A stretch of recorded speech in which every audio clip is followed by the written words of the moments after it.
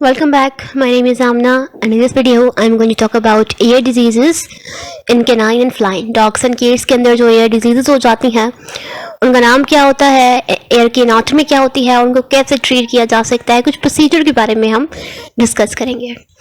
तो पहले anatomy को discuss कर लेते हैं. उसको एयर की एनाटॉमी बहुत इजी है. उसके 3 सेगमेंट्स होते हैं.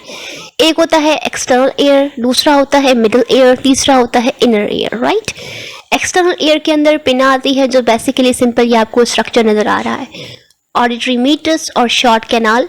शॉर्ट कैनाल के अंदर एक वर्टिकल कैनाल आता है और दूसरा हॉरिजॉन्टल कैनाल आता है.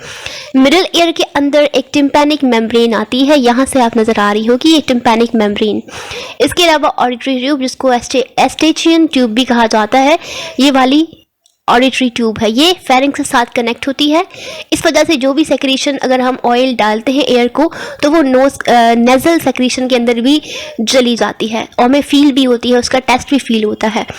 तो ऑडिटरी ट्यूब जिसको एस्टेचियन ट्यूब कहा जाता है. और टिम्पैनिक कैविटी, ये सारी टिम्पैनिक कैविटी है. टिम्पैनिक ब्यूला, टिम्पैनिक मेम्ब्रेन, और यहाँ पर ये जो पार्ट है ये वाला, इसको डोर्सल एपी टिम्पैनिक रिसेस कहा जाता है. 3 नंबर पर है इनर ईयर. इनर ईयर के अंदर जो है बॉडी लैडिरिंथ होता है. बेसिकली ये वाला जो स्ट्रक्चर है वो बॉडी लैडिरिंथ, सेमी सर्कुलर कैनाल्स, ये वाले जो स्ट्रक्चर हैं. उसके बाद ऑडिटरी ऑसिकल्स आते हैं. इसके अंदर 3 बोन्स होती हैं अलग अलग, स्टेप्स, इनकस और मैलियस. यहाँ से नजर आ रही होगी आपको. इसके बाद अगर हम बात करें एक्सटर्नल एयर की, तो अगर एक्सटर्नल एयर की इन्फ्लामेशन हो जाए तो उसको कहते हैं ओटाइटिस एक्सटर्ना. इसके अंदर एयर कैनाल या तो वर्टिकल या तो हॉरिजॉन्टल, इन दोनों में से किसी की या दोनों की ही इन्फ्लामेशन हो जाती है.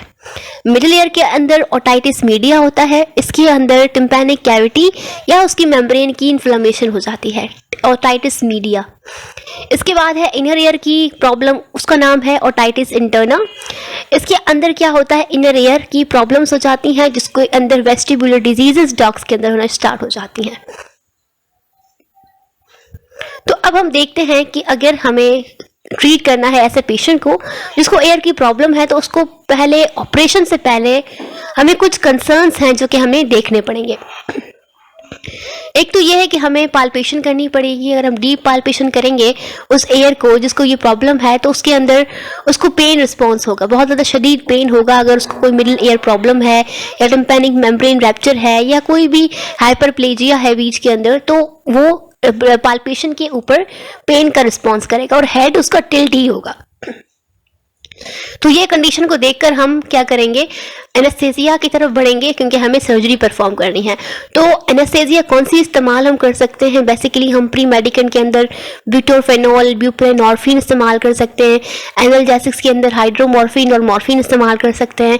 और अगर हम जहाँ पे सर्जरी कर रहे हैं एयर के अंदर, तो वहाँ पर अगर हम बुपिवकेन HCl को थोड़ा सा सेचुरेट करें, वहाँ पे लगाएं, लोकली लगाएं, तो 4 से 6 आवर्स जो है ये एनाल्जेसिया प्रोवाइड करेगा.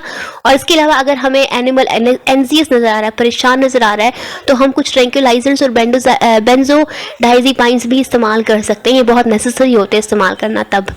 तो सर्जिकल टेक्निक्स कौन कौन सी है, there are 4 main surgical techniques. Total ear canal ablation, vertical canal resection, lateral ear canal resection, lateral bulla osteotomy, और दूसरा भी होता है वेंट्रल वर्टिकल ब्यूला ऑस्टियोक्टोमी भी होता है एक. तो लेटरल एयर कैनाल रिसेक्शन जैसे कि नाम से ही जाहिर है, ये बेसिकली उस कंडीशन के अंदर इस्तेमाल होता है जब ओटाइटिस एक्सटर्ना होता है. जो हमें पता है पिना था, पिना के बाद कैनाल थी छोटी सी, तो ये वाली जो कैनाल है ये वर्टिकल है और ये हॉरिजॉन्टल है. तो इस कैनाल के अंदर हाइपरप्लाजिया मिनिमल है, थोड़ा सा हाइपरप्लाजिया है. तो इसके अंदर जो है लेटरल एयर कैनाल रिसेक्शन वाली टेक्निक इस्तेमाल होगी. इसके अंदर जो है ड्रेनेज इंप्रूव होता है और वेंटिलेशन जो एयर कैनाल की है वो हम इंप्रूव करते हैं.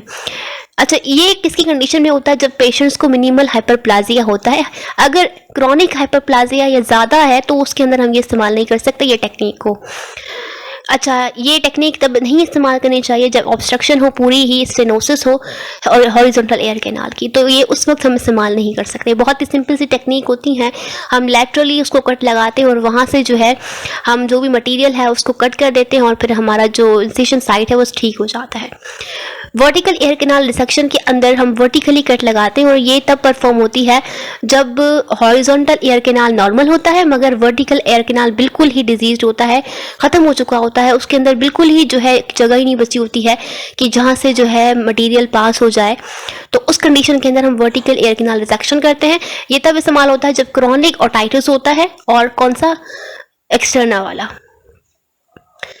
टोटल एयर कैनाल एब्लेशन के अंदर पहले तो हमें जो डॉक्टर परफॉर्म कर रहा होता है उसको ज़रूरी होता है कि पेशेंट का जो ऑनर है उससे परमिशन ले ले, क्योंकि इसके अंदर हो सकता है कि इम्पेयर हो सकती है हियरिंग, ठीक है। टोटल एयर कैनाल एब्लेशन के अंदर इसके अंदर वर्टिकली हम जो है कट लगाते हैं और इसके अंदर जो है हम कैनाल्स की जो है सफाई कर देते हैं एयर की।